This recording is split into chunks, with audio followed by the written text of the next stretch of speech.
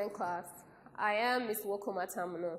Today, we'll be looking at the theme, public administration, and the topic, civil service. And so, at the end of this lesson, I expect that you should be able to define the term civil service and explain its features. You should also be able to examine the functions of the civil service, identify the various classes of the civil service, and also list the functions of these classes of civil service. Let's look at our introduction. The government of every country needs competent, devoted, and well-equipped people or personnel to work with them, help them to develop and deliver their numerous policies in order for them to run the country effectively.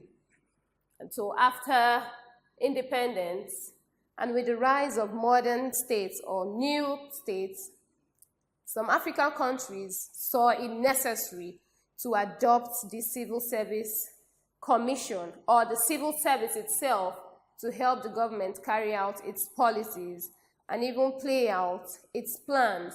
So we can say that civil service actually acts out government's plans.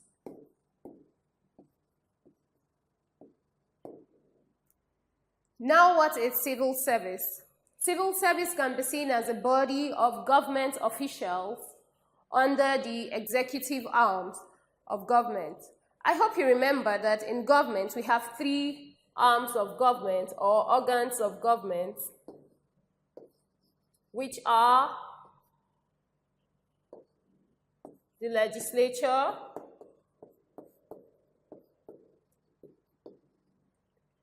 the executive, and the judiciary. Now we remember that the legislatures, they make laws, the executives, they execute laws made by the state or the government, and then the judiciary, they punish lawbreakers.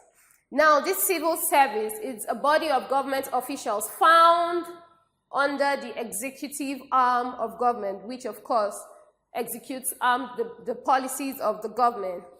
These bodies or these persons that make up the civil service are people who are impartially selected and employed into different divisions in the government to assist the government administer the country and also carry out its policies and programs effectively to help it run the country well. So we can say that civil service puts the government's plans or programs into action. For example, the government comes up with a policy in the educational sector to improve the teaching profession. Now that's a policy the government comes up with. But then how does the civil service play in? The civil service takes that policy and begins to work on it. Now they try to put some actions into it. And what are those actions? That's when we see the Ministry of Education come into play or other government parastatals whereby they put up trainings, seminars and the likes for teachers to improve, or at times you see our teachers travel out to different countries to get trainings and improve. And on the other hand, you see that it will affect the educational sector. So that's what civil service does. It takes policies made by the government and then it acts on it and brings it out beautifully. Talking about the divisions that these people are made to work in, these divisions in the civil service are known as ministries.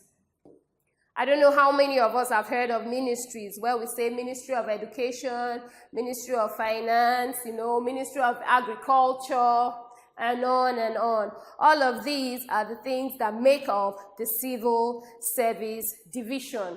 And now people who work in civil service are called what?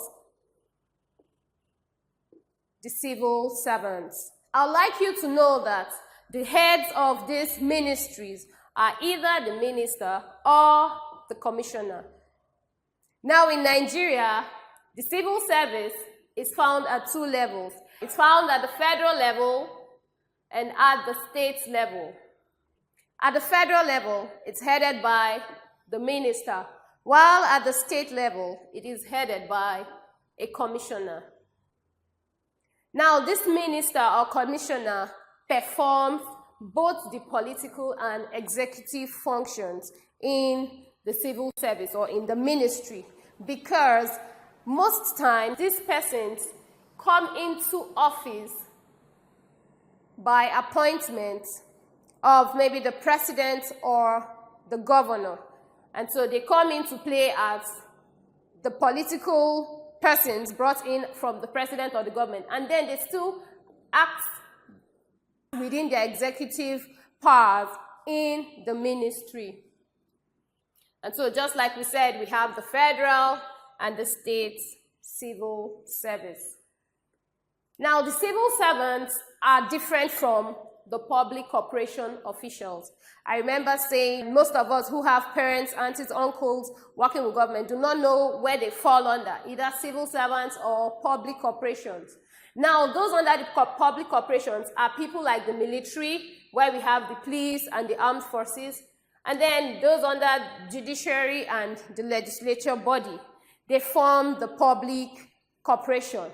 But then, where they are collectively brought together, where you have the public corporation, the military, and the civil service, they are collectively called the public service. And the good thing is that all of them provide service to the public, while the military provide or try to safeguard internal and external affairs of the country from dangers. Having known about the civil service, let's look at their features. What makes them different and distinct? The civil service has many characteristics or features, one of which is that their employment is based on merit and not favoritism. In the civil service, you see that they carry out examinations, they carry out interviews to see or to get good personnel, well-developed and equipped personnel to carry out different functions or perform very well in their offices.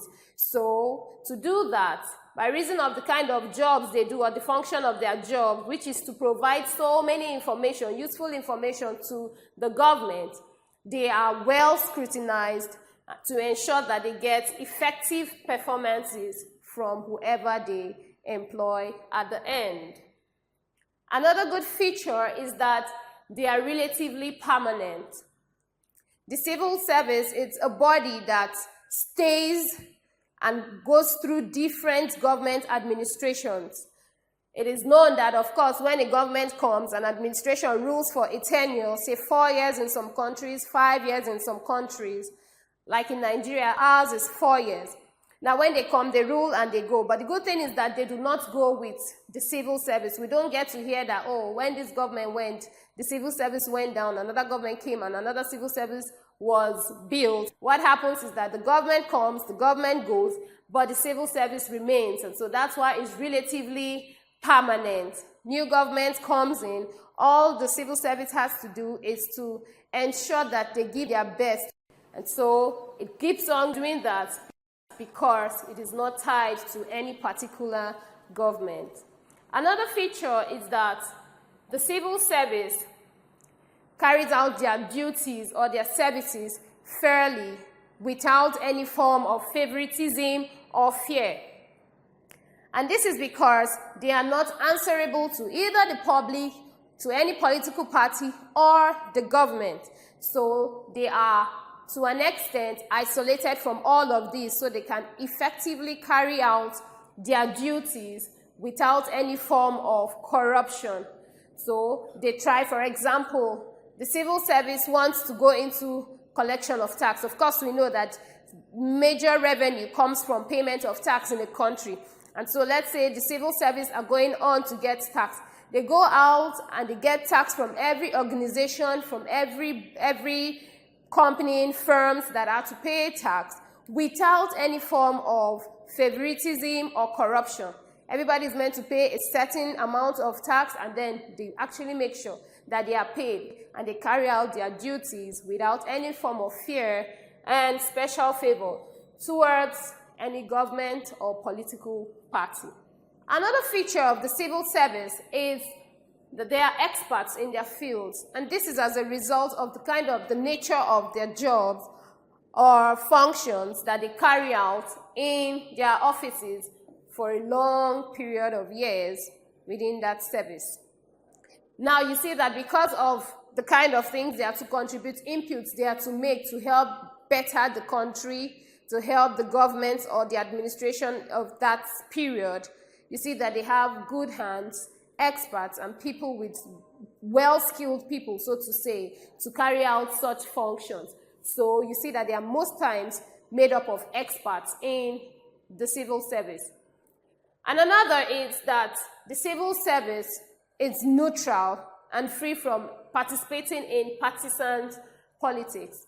They can vote quite all right, but they are not to be card carriers in the political party. And this is done so they don't get so attached to a political party, and they can give their best to any political party that comes out as the winner at the end of the day. And so they are neutral, so they can actually serve with so much commitment and dedication to any party or any government or administration of the day. Another feature is that the civil servants are not seen, but they are heard, anonymity. It also shows that they don't take glory. What this means is that most times civil servants are just seen. You don't see them speaking up or talking about their secret policies or plans in the service. Fine, quite all right. They talk about the government's decisions, activities, and actions. But then you find out most times it is done by the minister or commissioner of that ministry. That's why when we listen to news and they get to tell us, oh, concerning terrorism, this is what the government has done, this is what the government wants to do, and this is how far the government has gone. You see that at the end, it is by the Minister of Information. And so in one way or the other, they do not, the civil servants do not take up responsibilities or for the actions that go up in the ministry. Rather, the minister or commissioner takes that. And now, because we know that they help the government to carry out their policies, they do not take glory even when the policies turn out beautifully. The civil service also has a well-defined hierarchy. Hierarchy is just a ranking system where you have people from the top to the bottom. It is so with civil service, where we have people at the top. In civil service, we have the highest class known as the administrative class.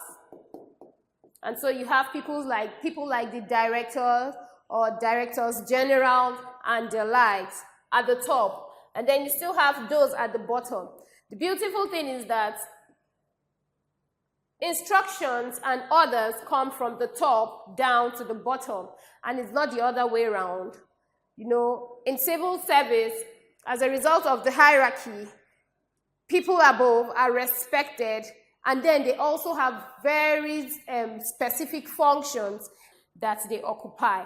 They have specific roles, responsibilities, pays to the different levels that they rise to or that they are promoted to. Okay, having seen the features of the civil service, let's see the functions of civil service. What they do in the country, what they do in the government or in an administration. Now we have here that the civil service carries out so many important functions, but very few will be discussed here today. And one of the few points we'll be discussing is that civil service provides useful information for the formation of government's policies. Now, government policies such as the 7-point agendas or things that have such names, Vision 2020 and all of them, you see that most of them have a whole lot of inputs from the civil servants because they have experts that advise the government through the position of the minister or the commissioner of that ministry. They advise the government on different aspects from their ministries that will help the government formulate their policies. Now what they do is, the government wants to take a policy.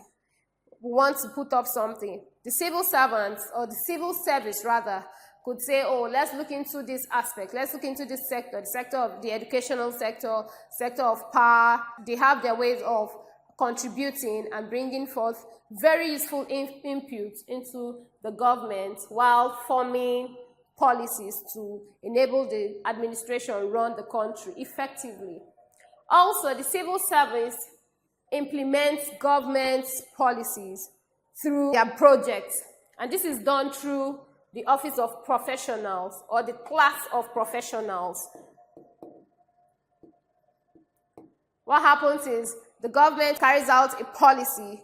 You see that the civil service goes out to play out this project. Oh, the government wants to go into making good roads, to upgrade the roads and all of that. It's not the government that comes from the government office, so to say. The ministry for such specific task carries out this project. That's why you see Ministry of Works coming out to carry out projects on the roads, to construct roads or buildings and the rest. So a particular ministry that is in line with that policy will go on to implement the government's project. And they do it properly and carry it out timely and within the specified budget that has been given or approved in the government. Another function is that the civil service ensures that government policies are well carried out or executed. Just like I had said, the government makes these policies, but the success of any government is to have well-skilled, well-developed, and knowledgeable civil servants that will help them to achieve their policies. Now, this is because the government as a body can make its own policies, beautiful policies, but if it doesn't have well-skilled or experienced civil servants, you see that there's the tendency of them not implementing these beautiful policies will be very high. And when they don't implement the policies well or they implement it poorly, on the other hand, they actually ruin the government's efforts when they don't carry out the policies well. So the government actually works hard to get well-experienced and skillful civil servants to help them carry out their policies. Another function of the civil service is that the civil service shares information with the public, and this is done mostly through the Ministry of Information. Now, they ensure that people or the public are updated with the government's decisions, achievements, and activities. Just like I had used the issue of terrorism as an example, we watch the news on TV where the ministry or civil service comes up to tell us about things happening in the country. For example, they might say, oh, with the issue of Boko Haram in the north or militancy in the Niger Delta region in Nigeria, the government has decided to do this. That's the decision of the government, they're telling us. And then the government has gone out, to deploy the army to arrest the situation. That's the activities of the government. And then, somehow the government was able to get down this number of people. The government was able to get back these. Those are the achievements. So in one way or the other, the Ministry of Information tries to keep the public informed on the government's activities, decisions, and even their achievements for the nation or the public to know on what's going on in the country. Another function of civil service is that it acts as an advisory body, not just to the government, but also to the political executives that are appointed in these different ministries.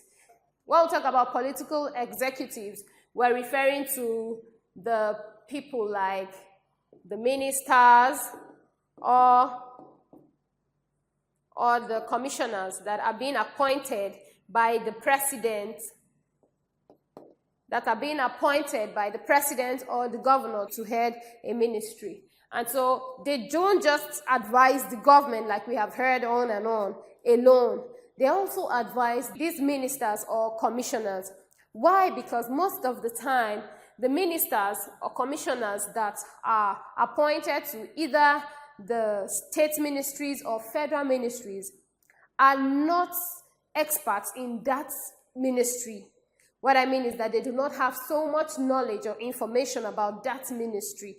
And so what happens is that most times the civil servants now at the top level, especially the senior officers, now explain, give detailed information to them about the ministry, and then in one way or the other advise them on different policies or plans, or even tell them on policies that they had taken up previously before that administration came up, all to help develop the minister or even make him get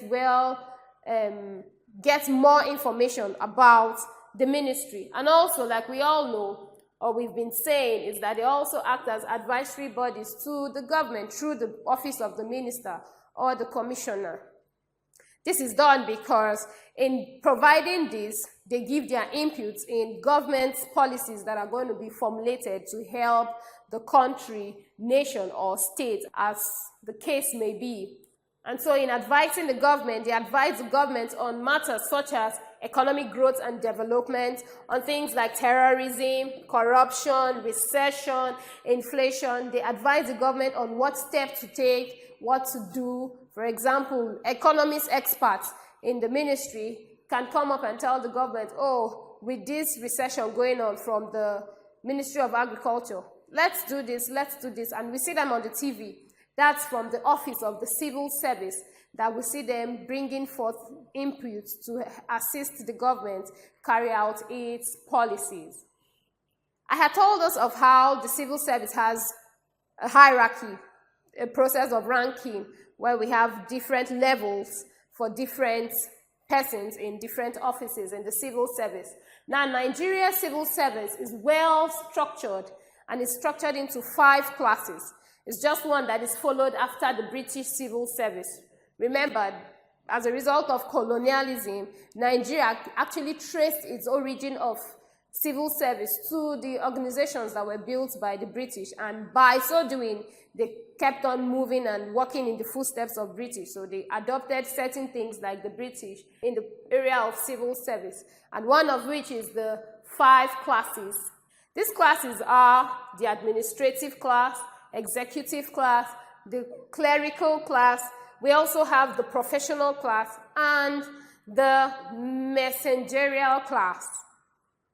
But when we come to the hierarchy, we have the administrative class, the executive class, the professional class, clerical class, before the messengerial class. So we see it going up this way, and that's how orders and terms come down this way from the top to the bottom, and not the other way from the bottom to the top.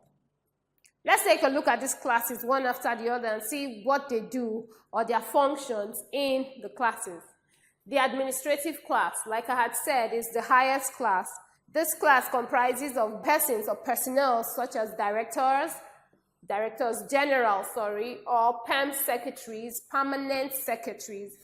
They also have persons like the deputy directors general. We have principal officers, and people within this range fall under this administrative class. Now, what they do is that these people must be graduates from, of course, different universities, but well-grounded. There are different fields to be experts within that ministry where they are found. And then there must be people that have gone through, so that have actually experienced or had years of experience in the ministry before they get to this class, the administrative class.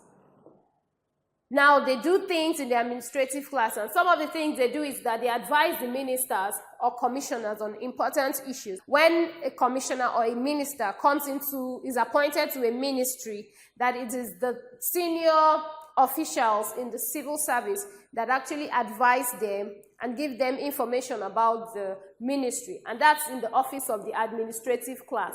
That's where you see persons that can actually put such ministers or commissioners through about the ministry that is, of course, he's appointed to work in. Now, as a result of the important issues they give to this minister or commissioner, in one way or the other, they partake in formulating the policies of the government. They are responsible for the day-to-day running of the department or of that ministry. So the things that happen, the daily activities that go on in the department or in that ministry is actually carried out by this class of people, the administrative class. And then the second is the executive class. The executive class, like we know, are people that implement. And so they are made up of senior executives, executive officers, assistant executive officers, and people within this class. Now, these people are people that are ensured to have graduated with first degrees, HND, which is known as Higher National Diploma, Professional Diploma, or equivalent certificates to these ones. And they are charged particularly to implement government policies and decisions. So this body, this executive class, are actually the people that carry out those projects, those programs, plans, and even policies of the government. You see that it's these people that go out and act on the policies of the government. And then the professional class, you know, when it comes to professional, you're talking about professional people, doctors, lawyers, and the rest. The professional class, of course, is made up of such officers. Now, the officers that are employed or recruited into this class are people that are employed there based on their profession or their professional knowledge. Now, in this class, you cannot have an engineer found in the Ministry of Health as one of their directors there or one of their leaders. No. What happens is doctors, you find the doctors in line with the Ministry of Health. And then you find, you know, architects and the rest in line with Ministry of Works, and on and on. And so they are employed into those ministries or departments based on their professional knowledge, their skills, and expertise. And then these professional bodies that are employed or seen in this class of civil service include the lawyers, the doctors, engineers, and on and on. Now, one other thing they do is that they advise the government on technical issues as it concerns their various or their respective ministry or departments, and they assist the government in carrying out those projects. So most times what happens is that you see under the Ministry of Health, you see the doctors helping the government to run the hospitals, and then you see under the Ministry of Work, you see engineers, architects, and their likes helping out in constructing roads, houses, bridges, and their lives in this ministry. I'd like you to note that under the ministries, at times, the minister might be in charge of more than one ministry. So it means that a minister can actually head more than one ministry when maybe they are merged. For example, in Nigeria, precisely in the President Muhammadu Buhari's administration, a minister is heading 3 different ministries in person of Babatunde Fashola. Now he's the Minister for Works, Housing,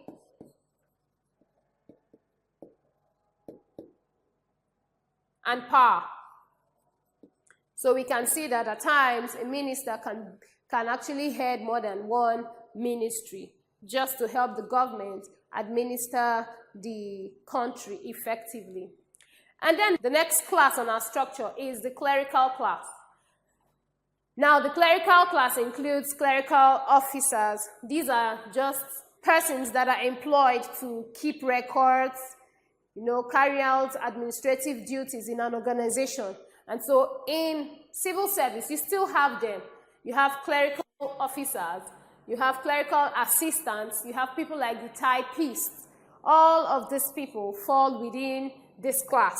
Like we can see, they are usually employed with school certificates, not as high as the ones we had seen when we came to the point of executive class, you know, professional class. No, theirs is quite low. Now they are employed with certificates such as this, school certificate, ordinary level of GCE, that's general certificate examination, or equivalent qualifications. And then we know, or like I had said, we see them, these are the kind of functions they carry out in the office. They keep record, they take calls. They're more like receptionists we see in organizations where we go to, you know, or even schools. Those are the kind of work jobs they actually carry out in the civil service.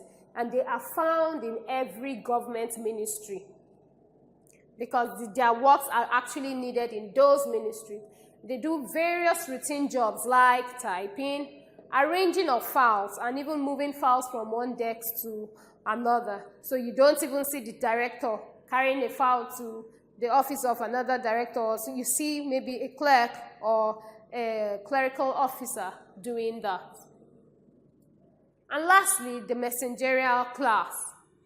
Just like the name implies, you have people like the messengers, helpers, cleaners, and the rest within this class. They are also called the auxiliary workers.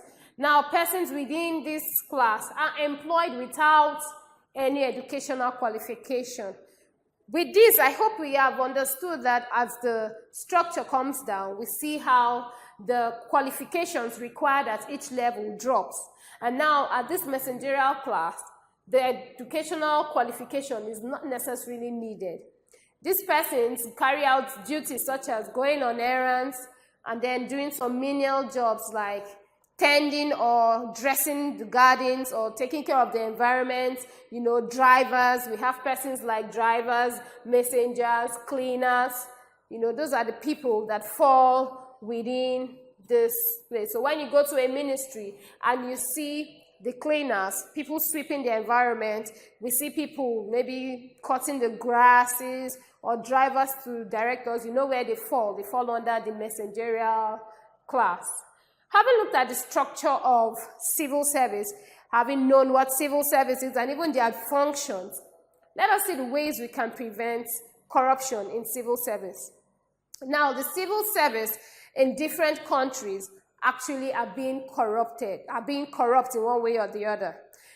What happens is that most times we see that people who are supposed to employ civil servants could employ them based on favoritism. So we see which is wrong, that employment is based on favoritism, while we said that employment should be based on merit. So what happens is that you get people that are not skilled for certain positions actually occupying those positions, and then things are not carried out effectively. Another good point to note is that in corruption is that these political officers or executives that are being appointed to head a ministry are being appointed because of their position, maybe their loyalty they have paid in a political party, or their relationship with the president or the governor of a state or a country. And so as a result, people that do not have an idea or do not have even the smallest amount of understanding about a ministry are kept there to head the ministry. And as we all know, this will not help the ministry move forward and carry out their duties effectively. And so in order to prevent all of these corruptions we see around, the civil servants must be upright, honest, and transparent in their various duties. When they say, yes, they are sent to go to do this, they should be able to carry it out effectively and not carrying it out biasly in one way or the other. And then they are also to exercise their responsibilities with integrity, commitment. You know, we even talked about how they should also carry out their responsibilities, not minding their own feelings towards a present government, whether they are happy or not. They should be able to put in their best to help the government deliver its best at the end, you know, and then too, they should do it with integrity. And also, to prevent corruption, the civil service is to serve without favoritism to any political party or government. Just like we have said, they should be open. That's why they are not to get attached to any political party or be card carriers in any political party. They should be kept neutral so that they do not favor or work with fear to any political party or government in power. We've come to the end of the lesson, but before I go, I'd like us to have a quick recap on all we learned today. First of all, we looked at what the civil service is, and we said it's a body of government officials that are employed into different divisions to assist the government carry out its policies effectively. And then we saw that the ministries of the civil service are headed by ministers at the federal level and then commissioners at the state level. We also looked at certain characteristics of the civil service, where we say they recruit based on merit.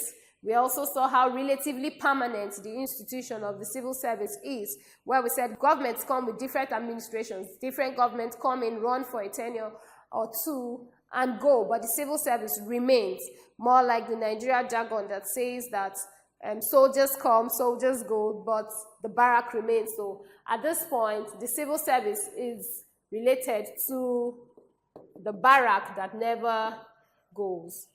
And then we saw it as an advisory body to the government and also to the ministers or commissioners that are being appointed to their different ministries. We also saw how it also facilitates the implementation of government's policies, to help it move forward and administer the nation effectively. And then we saw the structure of the civil service, where we saw it being categorized into 5 classes. We saw the administrative class, the executive class, the professional class, the clerical class, and the messenger class. And we also saw their different functions and their different requirements they get from these people before they can be put into these classes in the civil service. Now, this brings us to the end of our summary or our recap. But before we go, I'd like us to have a short test. The question says, the civil service is a body of government officials. The civil service is a body of government officials dash.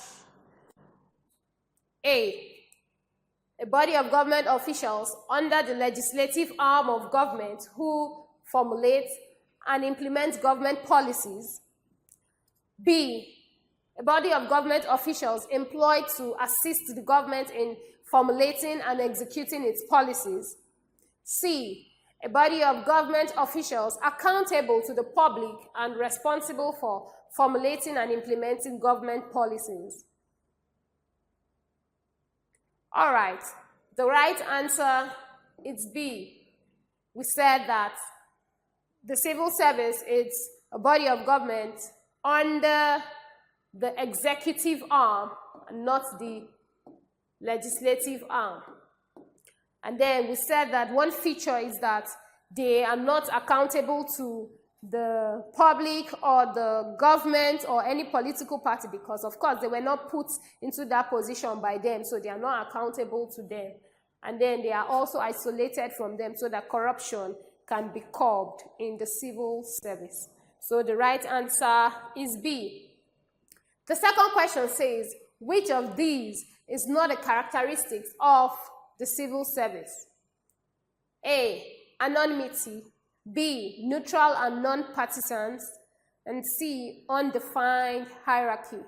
Which one of these is not a category of, is not a characteristic of the civil service? If you enjoyed this video, hit the like button, drop a comment, and subscribe to our channel. You can also turn on notifications to stay updated on new videos on this channel. This BrainFriend video was brought to you by Synforest. For more of these amazing e-learning videos, get your copy of BrainFriend.